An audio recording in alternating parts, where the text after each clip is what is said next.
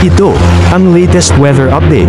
Alamin ang pinakasariwang ulat panahon ngayon dito sa Information TV Educational Channel. Patuloy pong epekto ng tatlong weather systems sa ating bansa. Una na po dyan na yung easterlies o yung hangin galing sa silangan, particularly the Pacific Ocean, na siya nagdadala po ng mainit na panahon sa malaking bahagi ng bansa at siya nagdadala rin po ng mga pulu-pulong mga paulan, lalo na po dito sa bahagi ng Mindanao.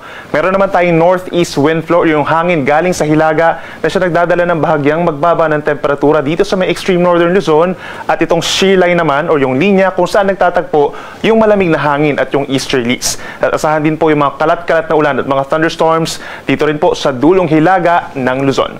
Samantala yung ating minonitor po na itong si Bagyong Pipito, severe tropical storm po at patuloy na lumalayo sa ating kalupaan. Nasa around 570 kilometers po kanluran ng Lawag City at wala ng direktang epekto po sa ating bansa. Ngayong araw po, asahan pa rin ang maulang panahon sa may Batanes and Babueng Group of Islands. Epekto po yan ng pinagsamang shear line plus the northeasterly wind flow. Makulimlim ang panahon at aasahan po yung kalat-kalat na ulan and thunderstorms doon. Habang sa natitirang bahagi ng Luzon, kabilang ang Metro Manila, asahan pa rin ang fair weather conditions. Ibig sabihin bahagyang maulap at minsan maulap ang kalangitan, lalo na sa silangang parte sa may Cagayan Valley, Aurora, Quezon and Bicol region. Sasamahan din yan ng mainit at maalinsangan na tanghali, at sa dakong hapon hanggang sa gabi, asahan lamang po yung mga pulu-pulong ulan, at may mga lugar po actually na hindi naman po uulanin for the next 24 hours po yan.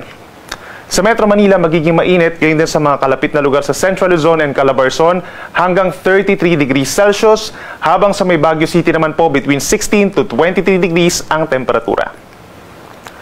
Sa ating mga kababayan po sa Palawan, lalo na sa may southern portion, umaga pa lamang asahan na po ang mataas sa tsansa ng ulan, pero hindi naman po ito magtatagal. Habang ang rest of Palawan plus malaking bahagi ng Visayas, bahagyang maulap at minsan maaraw ang kalangitan, lalo na sa may Panay Island, hilagang bahagi ng Negros. Habang dito naman sa may southern portion of Central Visayas and Negros Island region, umaga pa lamang may tsansa na po ng mga saglit na pagulan. For the rest of the day, meron din mga isolated rain showers or thunderstorms, so make sure po kung lalabas ng bahay ay may dalang payong. Temperatura natin sa malaking bahagi ng Visayas, between 32 to 33 degrees pagsapit ng tanghali. Pagsapit naman sa Mindanao, magkakaroon ng mga paulan ang ilang bahagi nito, kabilang na ang Caraga region and northern Mindanao. Make sure po na meron tayong dalang payong kung lalabas ng bahay dahil sa epekto yan ng easterlies o yung hangin galing sa Pacific Ocean. May mga kalat-kalat na ulan and thunderstorms, posible rin ito mag-cause ng mga saglit na baha o mga pagguho ng lupa. Habang natitirang bahagi naman ng Mindanao, makakaasa pa rin po ng bahagyang maulap at minsan maulap na kalangitan within the next 24 hours, at aasahan din po ang mga pulu-pulong mga paulan or paggidlat pagkulog, lalo na sa may Zamboanga Peninsula at ilang pambahagi ng Bangsamoro region and Soc-Sargen. Temperatura natin, pinakamainit sa may Zamboanga City hanggang 34 degrees Celsius pagsapit ng tanghali, at sa Metro Davao hanggang 32 degrees Celsius. Sa ngayon po, dahil dun sa pag-ihip ng northeast wind flow, ay meron pa rin tayong gale warning hanggang 5 metrong taas na mga alon sa may extreme northern Luzon, particularly sa Batanes, Babuyan Islands at hilagang baybayin ng Ilocos Norte. Delikado po yung mga magiging pag-alon na ito at maaaring pagbawalan, lalo na yung mga small sea vessels. Medyo maalon din po hanggang 3 metro sa natitirang baybayin po ng northern Luzon at central Luzon, habang ang rest of Luzon plus Visayas and Mindanao, between 0.5 hanggang 1 metro po ang taas sa mga magiging pag-alon, maliban na lang kapag may mga thunderstorms, posibleng umakyat pa ito hanggang 2.5 metro.